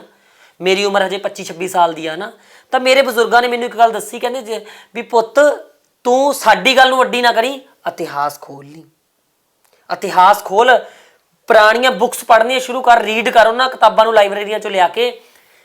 1965 ਜਾਂ 70 ਦੇ ਕਰੀਬ ਜਦੋਂ ਸਮਾਂ ਸੀ ਨਾ, ਸਾਡਾ ਪੰਜਾਬ ਪਹਿਲੇ ਨੰਬਰ ਤੇ ਸੀ, ਤੇ ਉਦੋਂ ਪੰਜਾਬ ਦੇ ਵਿੱਚ ਅਫੀਮ ਭੁੱਕੀ ਦੀ ਖੇਤੀ ਹੁੰਦੀ ਸੀ, ਠੇਕੇ ਵੀ ਹੁੰਦੇ ਸੀਗੇ। ਉਦੋਂ ਚਿੱਟਾ ਨਹੀਂ ਸੀ ਹੁੰਦਾ। ਤੇ ਅੱਜ ਸਾਡੇ ਦੇਸ਼ ਵਿੱਚ ਚਿੱਟਾ ਏ, ਜਿਹੜੀ ਉਹ ਜੀਭ ਥੱਲੇ ਰੱਖਣ ਵਾਲੀ ਗੋਲੀ ਹੈ, ਹੋਰ ਟੀਕੇ ਨੇ, ਸਮੈਕ ਆ, ਹੋਰ ਵੀ ਪਤਾ ਨਹੀਂ ਇਹੋ ਜਿਹੇ ਮੈਡੀਕਲ ਦੇ ਕਿੰਨੇ ਕੁ ਨਸ਼ੇ ਨੇ ਨਾ। ਪਰ ਸਾਡਾ ਪੰਜਾਬ ਕਿੰਨਵੇਂ ਨੰਬਰ ਤੇ ਪਹੁੰਚ ਗਿਆ ਜੀ? 18ਵੇਂ ਤੇ। ਝੰਡਾ ਅਸੀਂ ਕਿਹੜਾ ਚੱਕੀ ਫਿਰਦੇ ਆ ਜੀ? ਸਾਡਾ ਪੰਜਾਬ ਲਈ ਅਸੀਂ ਆਹ ਕਰਤਾ, ਅਸੀਂ ਉਹ ਕਰਤਾ, ਕੀ ਕਰਤਾ? ਸਵਾਹ ਨਹੀਂ ਉੱਡੀ। ਕਹਿਣ ਨੂੰ ਸਰਕਾਰ ਨੇ ਬਣਾਤਾ ਜੀ, ਕੋਵਿਡ ਚੱਲਿਆ, ਸਰਕਾਰ ਨੇ ਉਧਰ ਆਪਣਾ ਲਾ ਲਿੱਤਾ, ਸਕੂਲਾਂ ਦੀ ਲਿਪਾ ਪੋਚੀ ਕਰਾਤੀ, ਤਿਤਲੀਆਂ ਫੁੱਲ ਬਹਾਤੇ, ਜੂੰ ਕਰ ਵੀ ਦੇਖੋ ਜੀ ਸਮਾਰਟ ਸਕੂਲ ਬਣਾਤੇ। ਇੰਨੇ ਸਕੂਲ ਸਮਾਰਟ ਬਣੇ, ਜਗ੍ਹਾ ਜਗ੍ਹਾ ਹਰ ਚਰਸਤੇ 'ਚ ਬੋਰਡ ਲੱਗਿਆ ਹੋਇਆ ਸੀ ਜੀ। ਫਿਰ ਥੋੜੇ ਦਿਨ ਲੰਘੇ, ਫਿਰ ਇਹਨਾਂ ਨੇ ਸਕੂਲ ਬੋਰਡ ਲਾਏ, ਇੰਨੇ ਬੱਚਿਆਂ ਨੇ ਐਜੂਕੇਸ਼ਨ ਦੀ ਸਿੱਖਿਆ ਪ੍ਰਾਪਤ ਕਰ ਲਈ। ਉਹ ਜਿਹੜੇ ਬੱਚੇ ਆਨਲਾਈਨ ਗੇਮ ਖੇਡਦੇ ਸੀਗੇ ਉਹਨਾਂ ਨੂੰ ਕਹਿੰਦੇ ਤਾਂ ਆਨਲਾਈਨ ਪੜ੍ਹਾਈ ਕਰ ਗਏ। ਪਤਾ ਨਹੀਂ ਕਿਹੋ ਜਿਹੀ ਆਨਲਾਈਨ ਪੜ੍ਹਾਈ ਤੀ। ਸਾਡੇ ਜਵਾਕ ਡੀਸੀ ਲਾਤੇ, ਆਨਲਾਈਨ ਪੜ੍ਹਾ ਕੀ ਇਹਨਾਂ ਨੇ? ਕੁਝ ਵੀ ਨਹੀਂ ਹੋਇਆ ਹੈਗਾ। ਸਗੋਂ ਅਸੀਂ ਜਿੰਨਾ ਕੁ ਸਾਡੀ ਜਿਹੜੇ ਬੱਚੇ ਸੀ ਨਾ, ਜਿੰਨਾ ਕੁ ਅੱਗੇ ਹੋਰ ਵਧਣਾ ਸੀ, ਅਸੀਂ ਉਨਾ ਹੋਰ ਪਿੱਛੇ ਆ ਗਏ। ਇਹ ਸਾਡਾ ਹਾਲ ਹੈ ਜੀ ਗਰਾਊਂਡ ਲੈਵਲ ਦਾ। ਮੈਂ ਉਹੀ ਗੱਲ, ਕਿਉਂਕਿ ਮੈਂ ਕਾਫੀ ਸਮੇਂ ਤੋਂ ਤੁਹਾਨੂੰ ਸਵਾਲ ਨਹੀਂ ਕੀਤਾ, ਤੁਸੀਂ ਕਹਿ ਰਹੇ ਸੀ ਗੱਲਾਂ ਠੀਕ ਨੇ, ਤੁਹਾਨੂੰ ਮਤਲਬ ਖੁੱਲਾ ਸਮਾਂ ਸੀ ਕਿ ਤੁਸੀਂ ਲੋਕਾਂ ਤੱਕ ਆਪਣੀ ਗੱਲ ਪਹੁੰਚਾਓ। ਬਿਲਕੁਲ। ਪਰ ਇਸ ਸਭ ਦੇ ਵਿੱਚ ਤੁਹਾਨੂੰ ਲੱਗਦਾ ਹੈ ਕਿ ਮਤਲਬ ਕੋਈ ਇੱਕ ਲੀਡਰ, ਹੁਣ ਜ਼ਿਕਰ ਕਰਨਾ ਸ਼ੁਰੂ ਕਰ ਲਈਏ, ਕਾਂਗਰਸ ਤੋਂ ਸ਼ੁਰੂ ਕਰ ਲਓ, ਕਾਂਗਰਸ, ਅਕਾਲੀ ਦਲ, ਆਮ ਆਦਮੀ ਪਾਰਟੀ, ਇਸੇ ਤਰ੍ਹਾਂ ਸੰਯੁਕਤ ਸਮਾਜ ਮੋਰਚਾ, ਹੋਰ ਬਹੁਤ ਸਾਰੀਆਂ ਪਾਰਟੀਆਂ ਜਿਹੜੀਆਂ ਪੰਜਾਬ ਦੇ ਵਿੱਚ ਅੱਜ ਵੀ ਆਈਆਂ, ਗੱਲ ਇਹੋ ਹੀ ਕਰਦੇ ਨੇ ਕਿ ਪੰਜਾਬ ਦੇ ਵਿੱਚ ਦੇਖੋ ਆਹੀ ਸਮੱਸਿਆਵਾਂ ਨੇ ਜੀ, ਇਹਨਾਂ ਨੂੰ ਹੀ ਖਤਮ ਕਰਨਾ। ਕੋਈ ਕਹਿੰਦਾ ਜੀ ਮਾਫੀਆ ਬਹੁਤ ਜ਼ਿਆਦਾ ਹੋਇਆ ਪਿਆ, ਸਾਡਾ ਪੈਸਾ ਤਾਂ ਸਾਰਾ ਉੱਧਰ ਚਲਾ ਜਾਂਦਾ, ਖਜ਼ਾਨੇ 'ਚ ਨਹੀਂ ਆਉਂਦਾ ਕੁਛ, ਖਜ਼ਾਨੇ 'ਚ ਪੈਸਾ ਆਊਗਾ ਲੋਕਾਂ ਨੂੰ ਸਹੂਲਤਾਂ ਦੇਵਾਂਗੇ। ਫਿਰ ਕਹਿੰਦੇ ਨੇ ਜੀ ਅਸੀਂ ਔਰਤਾਂ ਨੂੰ 2-2 ਹਜ਼ਾਰ ਰੁਪਇਆ ਦੇਵਾਂਗੇ, ਕੋਈ ਕਹਿੰਦਾ 1000 ਰੁਪਇਆ ਦੇਵਾਂਗੇ, ਕੋਈ ਕਹਿੰਦਾ ਸਕੂਟਰੀ ਵੀ ਦੇ ਦਿਆਂਗੇ ਸਕੂਲ ਜਾਣ ਵਾਸਤੇ। ਹੁਣ ਇਹ ਸਭ ਨੂੰ ਜਾਣੀ ਸੈੱਟ ਕਰਨਾ ਤੁਹਾਨੂੰ ਲੱਗਦਾ ਹੈ ਬਹੁਤ ਘੱਟ ਸਮਾਂ ਲੱਗੂਗਾ, ਜਾਂ ਕੁਝ ਸਮੇਂ ਦੀ ਗੱਲ ਹੈਗੀ ਆ, ਜਾਂ ਕੋਈ ਇੱਕ ਤੁਹਾਡੇ ਵਰਗਾ ਕੋਈ, ਜਿਵੇਂ ਤੁਸੀਂ ਕਿਹਾ ਕਿ ਆਮ ਘਰਾਂ 'ਚ ਉੱਠੇ ਹੋਏ ਆ ਅਸੀਂ, ਸਾਡੀ ਇੱਕ ਵੱਖਰੀ ਦੁਨੀਆ ਤੇ ਅਸੀਂ ਇਹ ਆ ਕੇ ਸਾਰਾ ਕੁਝ ਕਰ ਦਿਆਂਗੇ, ਪੋਸੀਬਿਲਿਟੀ ਕਿੰਨੀ ਕੁ ਲੱਗਦੀ ਹੈ? ਕਿਉਂਕਿ ਇਹਨਾਂ ਚੀਜ਼ਾਂ ਨੂੰ ਸਮਝ ਕੇ ਉਮੀਦਵਾਰ ਬਣਨਾ ਜਾਂ ਸਮਝ ਕੇ ਸਿਆਸਤ ਦੇ ਵਿੱਚ ਆਉਣਾ, ਤੁਸੀਂ ਸਮਝਿਆ ਹੋਊਗਾ, ਸੌਖਾ ਹੈਗਾ? ਕਿੰਨਾ ਕੁ ਸੌਖਾ? ਦੇਖੋ ਮੈਂ ਇੱਕ ਮਹਾਨਤਾ, ਮੈਨੂੰ ਥਰਡ ਜੈਂਡਰ ਦਾ ਉਹਦਾ ਮਿਲਿਆ ਹੋਇਆ ਨਾ। ਤੁਸੀਂ ਅਕਾਲੀ, ਕਾਂਗਰਸ, ਝਾੜੂ, ਬੀਜੇਪੀ, ਹੋਰ ਜਿਹੜੀਆਂ ਕਿੰਨੀਆਂ ਪਾਰਟੀਆਂ ਨੇ, ਉਹਨਾਂ ਵਿੱਚ ਸਿਰਫ ਮਰਦਾਂ ਤੇ ਔਰਤਾਂ ਦਾ ਰਾਜ ਦੇਖਿਆ। ਸੱਚ ਹੈ ਜਾਂ ਝੂਠ ਹੈ? ਬਿਲਕੁਲ ਸੱਚ ਹੈ ਨਾ ਜੀ। ਮਰਦਾਂ ਤੇ ਔਰਤਾਂ ਦਾ ਰਾਜ ਦੇਖਿਆ, ਖੁਸਰੇ ਨੂੰ ਰਾਜ ਕਰਦੇ ਤਾਂ ਨਹੀਂ ਦੇਖਿਆ ਹੈਗਾ। ਮੈਂ ਆਪਣੀ ਗੱਲ ਦੱਸਦੀ ਹਾਂ, ਮੇਰੀ ਕਮਿਊਨਿਟੀ ਦੀ ਇੱਕ ਖਾਸ ਗੱਲ ਆ, ਅਸੀਂ ਕਿਸੇ ਦੇ ਘਰ ਵਧਾਈ ਲੈਣ ਗਏ, ਉਹ ਬੰਦਾ ਕਹਿੰਦੇ, ਆਸ ਪੜੋਸ ਨੇ ਸਾਨੂੰ ਦੱਸਿਆ ਵੀ ਯਾਰ ਇਹ ਬੰਦਾ ਤਾਂ ਬੜਾ ਕੰਜੂਸ ਹੈ, ਇਹਨੇ ਨਹੀਂ ਪੈਸੇ ਦੇਣੇ ਤੁਹਾਨੂੰ। ਅਸੀਂ ਫਿਰ ਜੀ ਕੀ ਕਰਦੇ ਹਾਂ, ਅਸੀਂ ਆਪਣੇ ਟ੍ਰਿਕਸ ਅਜਮਾਉਂਦੇ ਆ ਉਹਦੇ ਤੇ, ਵੀ ਸਾਡਾ ਬਾਪ ਆ ਤੂੰ ਤਾਂ ਸਾਡੀ ਮੰਮੀ ਆ, ਤੂੰ ਸਾਡੀ ਭੈਣ ਆ, ਲੋੜ ਪਈ ਤਾਂ ਥੋੜਾ ਜਿਹਾ ਕਰ ਦਿੰਦੇ ਆ ਵੀ ਹਾਂ ਦੇਗਾ ਨਹੀਂ ਦੇਗਾ, ਥੋੜਾ ਜਿਹਾ ਦਬਕਾ ਵੀ ਦੇ ਦਿੰਦੇ ਆ। ਫਿਰ ਕੀ ਹੁੰਦਾ, ਸਾਨੂੰ ਸਾਡੀ ਵਧਾਈ ਮਿਲਦੀ ਆ, ਫਿਰ ਅਸੀਂ ਉੱਥੇ ਨੱਚਦੇ ਆ, ਗਾਉਂਦੇ ਆ, ਇੰਜੋਏ ਕਰਦੇ, ਉਹਦੀ ਫੈਮਿਲੀ ਨੂੰ ਵੀ ਨਚਾਉਂਦੇ ਆ, ਖੁਸ਼ ਹੋ ਕੇ ਲੈ ਕੇ ਆਉਂਦੇ ਆ। ਕੋਈ ਧੱਕਾ ਨਹੀਂ ਕਰਦੇ, ਕੋਈ ਚੋਰੀ ਨਹੀਂ ਕਰਦੇ, ਕੋਈ ਠੱਗੀ ਨਹੀਂ ਮਾਰ ਕੇ ਲੈ ਕੇ ਆਉਂਦੇ। ਲੈ ਕੇ ਕਿਹੜਾ ਆਉਂਦੇ ਆ? ਹੱਥ ਦਾ ਦਿੱਤਾ ਦਾਨ। ਕਿ ਤੁਹਾਨੂੰ ਇਹ ਨਹੀਂ ਲੱਗਦਾ ਹੈਗਾ ਕਿ ਉਹ ਇਨਸਾਨ ਨੂੰ ਅੱਗੇ ਵਧਣਾ ਚਾਹੀਦਾ ਜਿਹੜਾ ਇਨਸਾਨ ਇਹੋ ਜਿਹੀਆਂ ਕੈਪੇਬਿਲਿਟੀਜ਼ ਰੱਖਦਾ ਹੈ? ਚੰਨੀ ਸਾਹਿਬ ਕਹਿ ਦਿੰਦੇ ਨੇ ਮੈਂ ਧਾਰ ਕੱਢ ਲੈਣਾ, ਮੈਂ ਮੱਝਾਂ ਚੋਲਣਾ, ਮੈਂ ਧਾਰ ਕੱਢ ਲੈਣਾ, ਮੈਂ ਨਾਗ ਵਾਲ ਪਾ ਲੈਣਾ, ਮੈਂ ਆਹ ਕਰ ਲੈਣਾ। ਮੈਂ ਵੀ, ਮੇਰੇ 'ਚ ਵੀ ਕੈਪੇਬਿਲਿਟੀਆਂ ਬਹੁਤ ਨੇ ਜੀ। ਕਹਿੰਦੇ ਮੈਂ ਬੱਸ ਚਲਾ ਲੈਣਾ, ਹੋ ਗਿਆ, ਮੈਂ ਵੀ ਡਰਾਈਵਿੰਗ ਕਰ ਲੈਂਦੀ ਆ। ਜਸਲੀਨ ਪਟਿਆਲਾ ਵੀ ਕਰ ਲੂ ਸਰ, ਮੈਂ ਡਰਾਈਵਿੰਗ ਵੀ ਕਰ ਲੈਂਦੀ ਆ, ਮੈਂ ਮੱਝ ਵੀ ਚੋ ਲੈਂਦੀ ਆ ਜੀ, ਮੈਂ ਵੀ ਕਰ ਲੈਂਦੀ ਇਹ ਕੰਮ। ਮੈਂ ਕਿਤੇ ਨਾਲ ਨੱਚ ਵੀ ਲੈਂਦੀ ਆ ਵਧਾਈ ਤੇ ਜਾ ਕੇ, ਹਨਾ। ਮੈਂ ਕਿਸੇ ਦੀ ਜੇਬ 'ਚੋਂ ਪੈਸੇ ਵੀ ਕਢਾ ਲੈਂਦੀ ਆ ਜਾ ਕੇ, ਹਨਾ। ਉਹ ਤਾਂ ਉਹ ਵੀ ਕਢਾ ਲੈਂਦੇ ਨੇ, ਕੈਪੇਬਿਲਿਟੀਜ਼ ਨੇ ਨਾ, ਇਹ ਕੈਪੇਬਿਲਿਟੀਜ਼ ਨੂੰ ਨਹੀਂ ਅੱਗੇ ਰੱਖਣਾ, ਨਾ ਕਿ ਬੋਰਡ ਲਗਵਾਉਣੇ ਨੇ ਵੀ ਜਸਲੀਨ ਪਟਿਆਲਾ ਨੇ 1 ਕਰੋੜ ਰੁਪਇਆ ਏਰੀਆ ਨੂੰ ਦੇਤਾ ਜੀ, ਵਿਕਾਸ ਹੋ ਗਿਆ। ਕਿੱਥੋਂ ਆਇਆ ਪੈਸਾ? ਪੈਸਾ ਕਿੱਥੋਂ ਆਇਆ? 1 ਕਰੋੜ ਲੈਣ ਦਾ ਕਿੱਥੋਂ ਤੀ? ਉਹਨੂੰ, ਇਹ ਵੀਰ ਨੂੰ ਇਹ ਪੁੱਛਣਾ ਸੀ ਵੀ ਵੀਰ ਜੀ ਮੈਨੂੰ ਇਹ ਤਾਂ ਦੱਸ ਦਿਓ ਵੀ 1 ਕਰੋੜ ਤੁਸੀਂ ਦੇ ਚੱਲੇ, ਮੈਨੂੰ ਇਹ ਤਾਂ ਦੱਸ ਦਿਓ ਵੀ ਲਿਆਂਦਾ ਕਿੱਥੋਂ ਤੀ 1 ਕਰੋੜ ਰੁਪਇਆ? ਬਿਲਕੁਲ, ਲੋਕਾਂ ਦਾ ਪੈਸਾ ਲੋਕਾਂ ਨੂੰ ਦਿੱਤਾ। ਤੁਸੀਂ ਕਿਉਂ ਖੱਬੀ ਖਾਨ ਬਣ ਗਏ? ਮੈਨੂੰ ਇਹ ਨਹੀਂ ਸਮਝ ਲੱਗਦੀ ਤੁਸੀਂ ਕਿਉਂ ਵਿੱਚ ਖੱਬੀ ਖਾਨ ਬਣ ਗਏ। ਠੀਕ ਹੈ, ਤੁਸੀਂ ਇਸ ਕੰਮ ਨੂੰ ਅੱਗੇ ਵਧਾ ਰਹੇ ਹੋ, ਤੁਸੀਂ ਚੰਗੀ ਸੋਚ ਲੈ ਕੇ ਚੱਲ ਰਹੇ ਹੋ। ਕਹਿੰਦੇ ਅਸੀਂ ਇਨੀਸ਼ੀਏਟ ਲੈਨੇ ਆ ਨਾ, ਅਸੀਂ ਇਨੀਸ਼ੀਏਟ ਲੈਨੇ, ਸਾਡਾ ਫੈਸਲਾ ਹੁੰਦਾ, ਅਸੀਂ ਸਰਕਾਰ ਦੇ ਸਾਹਮਣੇ ਤੁਸੀਂ ਕਿਉਂ ਫੈਸਲਾ ਲੈਣੇ ਹੋ? ਤੁਸੀਂ ਕੌਣ ਹੋ ਗਏ ਵੀ ਮਿੰਟ ਬਾਅਦ ਕਹਤਾ ਸਾਡਾ ਤਾਂ ਖਜ਼ਾਨਾ ਖਾਲੀ ਆ, ਮੈਨੂੰ 4 ਪੈਨਸ਼ਨਾਂ ਮਿਲਦੀਆਂ ਨੇ, ਉਹ ਚਾਰੇ ਮੇਰੇ 30 ਦੇ 30 ਤਰੀਕ ਨੂੰ ਅਕਾਊਂਟ 'ਚ ਪੈ ਜਾਂਦੀਆਂ ਨੇ। ਜਿੱਦਣ ਦੀ 30 ਤਰੀਕ ਤੋਂ 30 ਨੂੰ ਕਿਹਦੇ ਨਾਲ ਲਾਸਟ 30 31 ਹੁੰਦੀ ਆ, ਬਿਲਕੁਲ 30 31 ਨੂੰ ਰਾਤ ਨੂੰ 12 ਵਜੇ ਦੇ ਅਕਾਊਂਟਾਂ 'ਚ ਪੈਸੇ ਪੈ ਜਾਂਦੇ ਨੇ ਪੈਨਸ਼ਨਾਂ। ਸਰਕਾਰੀ ਮੁਲਾਜ਼ਮ ਜਾਂ ਜਿਹੜੇ ਠੇਕੇ ਦੇ ਮੁਲਾਜ਼ਮ ਨੇ ਉਹਨਾਂ ਨੂੰ ਤਨਖਾਹ ਮਿਲੇ ਨਾ ਮਿਲੇ ਉਹ ਧਰਨੇ ਤੇ ਬਹਿ ਜਾਣ 10 ਤਰੀਕ ਨੂੰ ਆ ਕੇ, ਉਹ ਇਹਨਾਂ ਦੀ ਸਿਰਦਰਦੀ ਆ ਲੋਕਾਂ ਦੀ। ਫਿਰ ਕਹਿੰਦੇ ਜੀ ਅਸੀਂ ਤਾਂ ਤੁਹਾਡੇ ਨਾਲ ਆ, ਅਸੀਂ ਤਾਂ ਰੋਟੀਆਂ ਤੁਹਾਡੇ ਨਾਲ ਚੁੱਲ੍ਹੇ ਤੇ ਬਹਿ ਕੇ ਖਾ ਲੀਆਂ, ਮੇਰੀ ਬੇਬੇ ਨੇ ਰੋਟੀ ਬਣਾਈ, ਤੂੰ ਤਾਂ ਮੇਰੀ ਮਾਂ, ਤੂੰ ਮੇਰੀ ਭੈਣ ਆ। ਉਦੋਂ ਕਿੱਥੇ ਬਾਗੇ ਦੀ ਇਹ ਮਾਮਾ ਭੈਣਾਂ ਬਣਾਉਣ ਵਾਲੇ ਜਿਹੜੇ ਸਾਨੂੰ ਕਹਿੰਦੇ ਨੇ। ਕਦੇ ਇਹਨਾਂ ਨੇ ਸੋਚਿਆ ਵੀ ਜਿਹੜੇ ਗਰੀਬ ਲੋਕ, ਜਿਹੜੇ ਮਤਲਬ ਕਿ ਕਹਿ ਲਓ ਆਪਾਂ SC BC ਕੈਟਾਗਰੀ ਦੇ ਲੋਕ ਕਹਿ ਲਓ, ਕਦੇ ਸੋਚਿਆ ਵੀ ਉਹਨਾਂ ਲੋਕਾਂ ਦਾ ਵਿਕਾਸ ਕਰ ਦਈਏ? ਕਿਉਂ ਨਹੀਂ ਕਰਦੇ ਵਿਕਾਸ? ਵੀ ਜੇ ਇਹਨਾਂ ਦੇ ਬੱਚੇ ਪੜ ਗਏ, ਇਹ ਬੱਚੇ ਅੱਗੇ ਆ ਗਏ ਨਾ, ਤਾਂ ਅਸੀਂ ਪਿੱਛੇ ਚਲੇ ਜਾਵਾਂਗੇ, ਸਾਨੂੰ ਤਾਂ ਨਾ ਘਰਾਂ ਚੋਂ ਕੱਢ ਕੁੱਟਣਾ।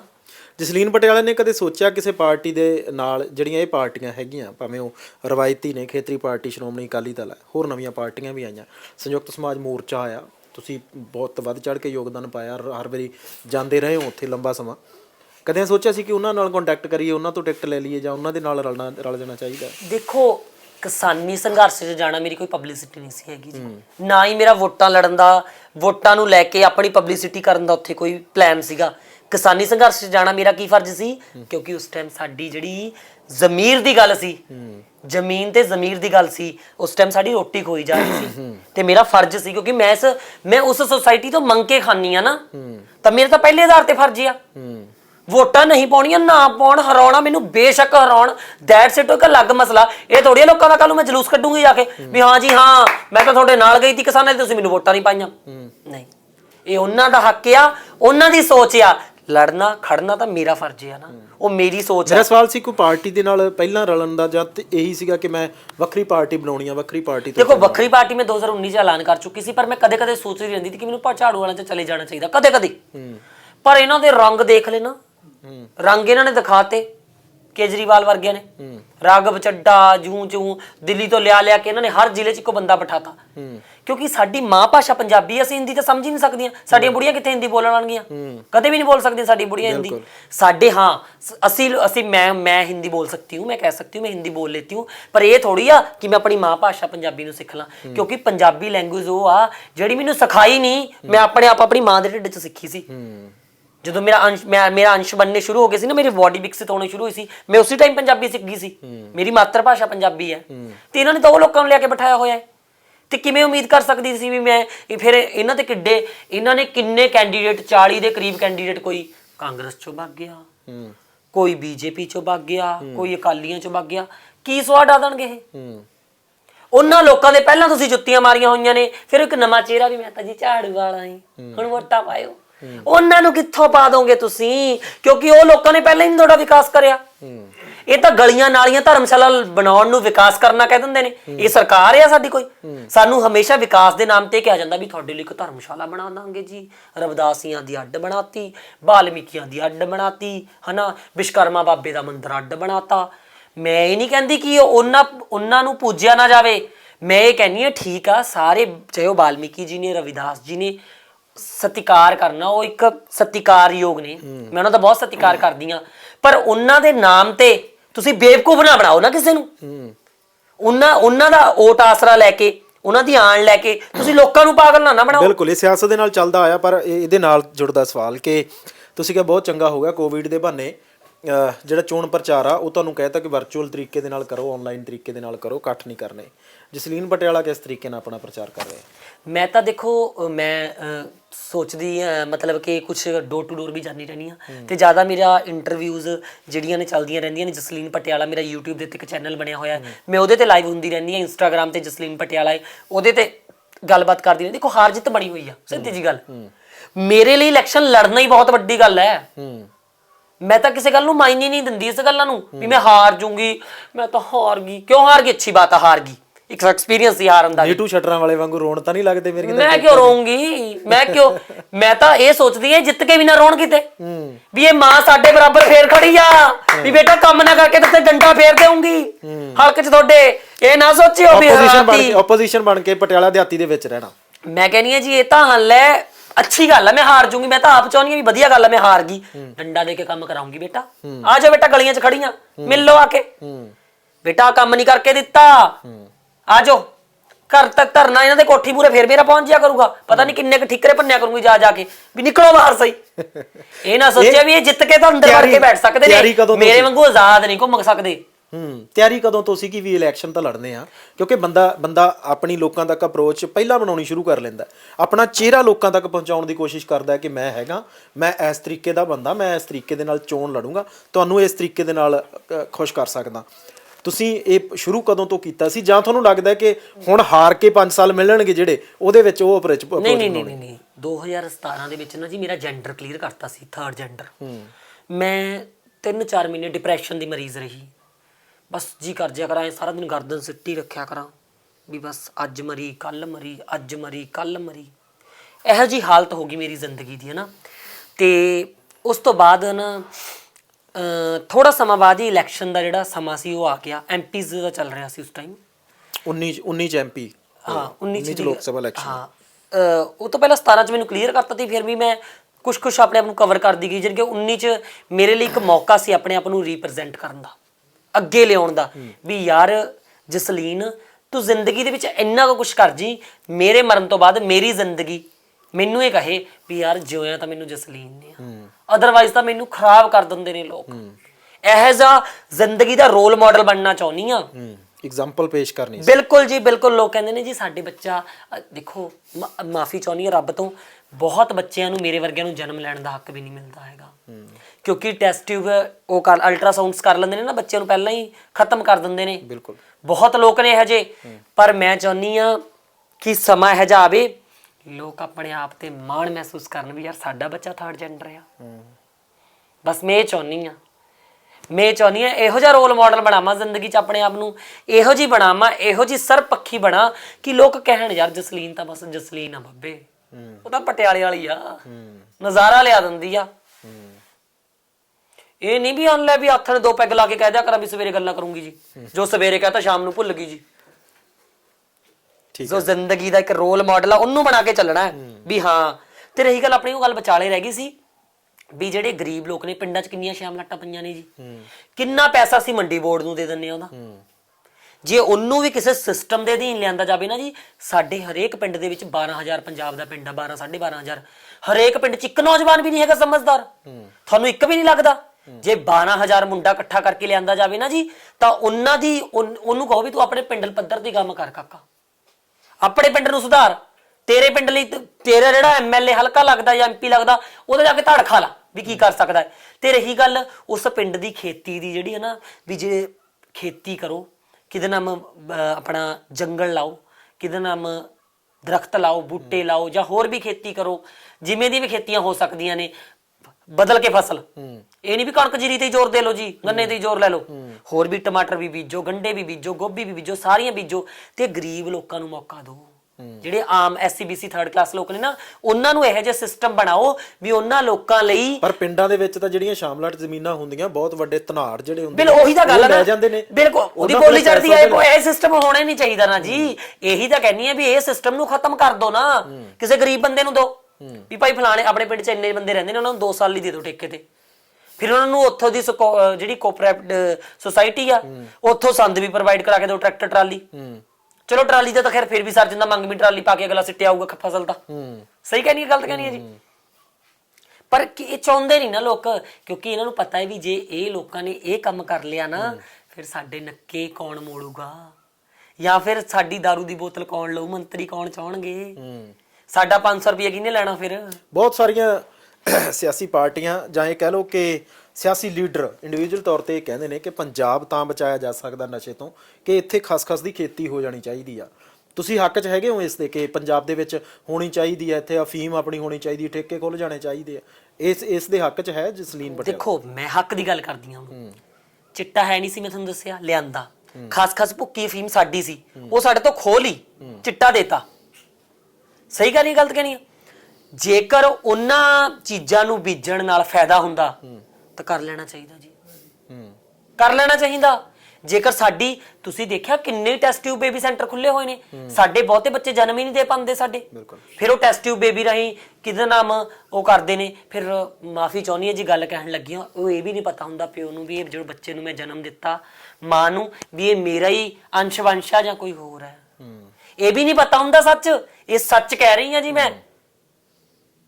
ਚਾਹੇ ਇਸ ਗੱਲ ਤੋਂ ਬਾਅਦ ਮੇਰੇ ਕਿਤੇ ਨਾ ਬਿਆਨਬਾਜ਼ੀਆਂ ਹੋਰ ਵੀ ਕੋਈ ਕਰ ਦੇਣ ਤਾਂ ਮੈਂ ਕੋਈ ਪਰਵਾਹ ਨਹੀਂ ਕਰਦੀ, ਪਰ ਸੱਚ ਦੱਸ ਰਹੀ ਹਾਂ। ਕੋਈ ਪਤਾ ਨਹੀਂ ਟੈਸਟ ਟਿਊਬ ਬੇਬੀ ਵਾਲਿਆਂ ਦਾ ਵੀ ਕਿਹਦਾ ਬੱਚਾ ਲਿਆ ਕੇ ਰੱਖ ਦੇਣ।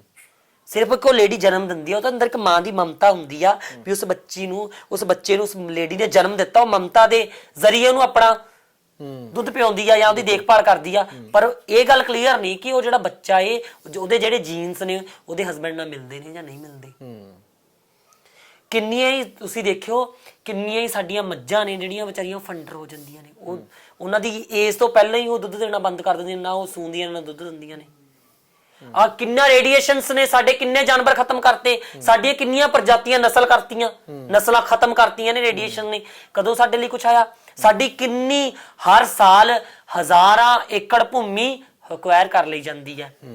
ਅਸੀਂ ਕੋਠੀ ਬਣਾ ਲਈ ਜੀ, ਅਸੀਂ ਫਾਰਮ ਹਾਊਸ ਬਣਾ ਲਿਆ ਜੀ, ਅਸੀਂ ਆਹ ਕਰ ਲਿਆ। ਕਦੇ ਆਏ ਸੁਣਿਆ ਵੀ ਅਸੀਂ ਜੰਗਲ ਲਵਾਤਾ ਜੀ ਇੱਥੇ, ਅਸੀਂ ਇੰਨਾ ਬੂਟਾ ਲਵਾਤਾ ਜੀ, ਉਹਦੀ ਦੇਖਭਾਲ ਕਰਕੇ ਅਸੀਂ ਐਡਾ ਜੰਗਲ ਉਸਾਰ ਲਿਆ ਜੀ। ਸਗੋਂ ਇਹੋ ਜਿਹੀਆਂ ਖਬਰਾਂ ਮਿਲ ਜਾਂਦੀਆਂ ਨੇ ਜੀ, ਫਲਾਣੇ ਮੰਤਰੀ ਨੇ ਆਪਣੇ ਫਿਰੋਜ਼ਪੁਰ ਸਾਈਡ, ਫਰੀਦਕੋਟ ਸਾਈਡ ਜੰਗਲ ਤੀ ਜੀ ਬਹੁਤ ਵੱਡਾ, ਸਾਡੇ ਇੱਕ ਮੰਤਰੀ ਨੇ ਸਾਧੂ ਸਿੰਘ ਧਰਮਸੋਤ ਨੇ ਪੂਰਾ ਜੰਗਲ ਹੀ ਕਟਵਾਤਾ। ਕਿੰਨੇ ਤਿੱਤਰ, ਮੋਰ, ਚੂਹੇ, ਪਤਾ ਨਹੀਂ ਕਿੰਨੀਆਂ ਕੁ ਨਸਲਾਂ ਦੇ ਜਾਨਵਰ ਉਹ ਚ ਰਹਿੰਦੇ ਸੀ ਜਿਹੜੇ ਖਤਮ ਹੋ ਗਏ। ਉਹ ਕਿੱਥੇ ਜਾਣ ਜੀ? ਕਿ ਉਹਨਾਂ ਨੂੰ ਜੀਣ ਦਾ ਹੱਕ ਨਹੀਂ ਸੀ? ਸਭ ਹੱਕ ਤੀ ਨਾ। ਫਿਰ ਕਹਿੰਦੇ ਨੇ ਜੀ ਕੋਵਿਡ ਆ ਗਿਆ, ਜਦੋਂ ਅਸੀਂ ਇਹਨਾਂ ਨੂੰ ਖਤਮ ਕਰਤਾ ਤਾਂ ਨੈਚੁਰਲੀ ਅਸੀਂ ਵੀ ਖਤਮ ਹੋ ਜਾਣਾ। ਫਿਰ ਕਹਿੰਦੇ ਜੀ 2 ਫੁੱਟ ਦੀ ਦੂਰੀ ਬਣਾ ਕੇ ਰੱਖੋ, 4 ਫੁੱਟ ਦੀ ਬਣਾ ਕੇ ਰੱਖੋ। ਇਹ ਸਾਡੇ ਕਰੇ ਹੋਏ ਕਰਮਾਂ ਦੇ ਨਤੀਜੇ ਨੇ। ਠੀਕ ਹੈ, ਆਖਰ ਤੇ ਪਟਿਆਲਾ ਦਿਹਾਤੀ ਦੇ ਲੋਕਾਂ ਨੂੰ ਕੀ ਕਹਿਣਾ ਚਾਹੋਗੇ? ਤੁਸੀਂ ਉਮੀਦਵਾਰ ਹੋ, ਤੁਸੀਂ ਖੁਦ ਚੋਣਾਂ ਲੜ ਰਹੇ ਹੋ, ਕੀ ਕਹਿਣਾ ਚਾਹੋਗੇ ਆਖਰ ਤੇ ਕਿ ਲੋਕ ਤੁਹਾਨੂੰ ਵੋਟ ਕਿਉਂ ਕਰਨ? ਬਸ ਮੈਂ ਤਾਂ ਲੋਕਾਂ ਨੂੰ ਇਹੀ ਕਹਿਣਾ ਚਾਹੁੰਦੀ ਹਾਂ ਵੀ ਤੁਸੀਂ ਰਾਜ ਦੇਖ ਚੁੱਕੇ ਹੋ। ਜੇ ਮੇਰਾ ਵੀਰ ਦੀ ਤਰ੍ਹਾਂ ਕਹਿੰਦੀ ਹਾਂ, ਮੇਰਾ ਵੀਰਾ ਮੋਹਿਤ ਮਹਿੰਦਰਾ ਨਾ, ਵੀਰਾ ਵੱਡਾ, ਮੇਰੇ ਤੋਂ ਸਮਝਦਾਰ ਆ, ਪੜ੍ਹਿਆ ਲਿਖਿਆ ਵੀ ਜ਼ਿਆਦਾ ਹੈ, ਪਰ ਤੁਸੀਂ ਉਹਦੇ ਪਿਤਾ ਜੀ ਦੇ ਰੰਗ ਵੀ ਦੇਖੇ ਵੀ ਤੁਹਾਡੇ ਘਰਾਂ 'ਚ ਪਾਣੀ ਵੜ ਗਿਆ, ਤੇ ਤੁਸੀਂ ਕਿਵੇਂ ਉਮੀਦ ਕਰ ਲਈ ਵੀ ਉਹਦਾ ਮੁੰਡਾ ਤੁਹਾਡੇ ਲਈ ਕੁਝ ਚੰਗਾ ਕਰੂਗਾ? ਜਿਹੜਾ ਕਰੋੜਾਂ ਅਰਬਾਂ ਰੁਪਏ ਪੈਲਸ ਜਿਨ੍ਹਾਂ ਨੇ ਬਣਾ ਲਏ, ਜਗ੍ਹਾ ਜਗ੍ਹਾ ਜ਼ਮੀਨਾਂ ਲੈ ਲਈਆਂ ਆਪਣੀਆਂ ਜਾ ਕੇ, ਕੀ ਲੱਗਦਾ ਕਿ ਉਹਨਾਂ ਦੀ ਔਲਾਦ ਕਦੋਂ ਤੁਹਾਨੂੰ ਖਾਣ ਨੂੰ ਦੇ ਦੂਗੀ? ਮੇਰੇ ਕੋਈ ਬੱਚਾ ਨਹੀਂ, ਮੇਰੇ ਕੋਈ ਹਸਬੈਂਡ ਨਹੀਂ, ਮੇਰੇ ਬੱਚੇ ਤੁਸੀਂ ਹੋ ਤੇ ਮੇਰੀ ਫੈਮਿਲੀ ਤੁਸੀਂ ਹੋ। ਇਹ ਨਹੀਂ ਮੈਂ ਨਹੀਂ ਕਹਿੰਦੀ ਮੈਨੂੰ ਜਿਤਾਓ, ਮੈਂ ਤਾਂ ਕਹਿੰਦੀ ਮੈਨੂੰ ਹਰਾ ਦਿਓ, ਮੈਂ ਫਿਰ ਵੀ ਤੁਹਾਡੇ ਹੱਕ ਸੱਚ ਲਈ ਬੋਲੂੰਗੀ। ਕੀ ਬਾਤ ਆ।